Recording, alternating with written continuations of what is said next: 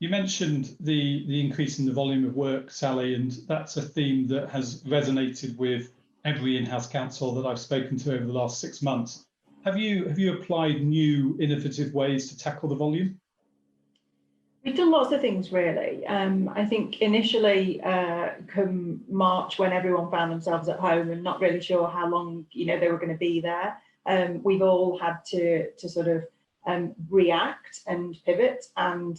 find a resiliency that some of us didn't really know we had in learning about Teams and Zoom and creating an environment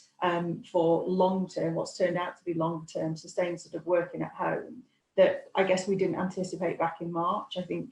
most of us thought this would be a few weeks, maybe a month or so. Several months later, when you still find yourself sitting at home and workplace environments have had to adapt, and we've helped with that wherever we can with our teams, but we're very mindful that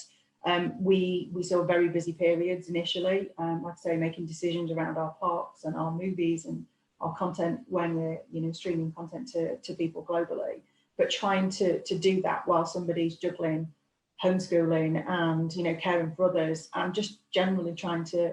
get their head around all the changes, the daily briefings that we were all glued to screens watching in those early few months, with staggering alarming numbers of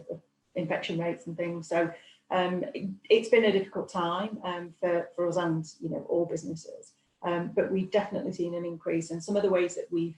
really changed how we work is embracing what we had in terms of technology and making sure that quickly everyone could use Teams, they could still interact, they could still collaborate, and finding solutions and ways to be able to still deliver what we need to our business partners, our businesses, but also be able to, on a personal level, connect with your team that you would used to see daily, but now you're seeing in a very virtual environment with people stuck in kitchens and dining rooms, etc. So we've definitely embraced the technology we had. We've done lots of things that other businesses I'm sure have explored, but things such as the regular check-ins with people, pulse surveys, continuously making sure we're having conversations and checking in to make sure people are okay. But we've definitely seen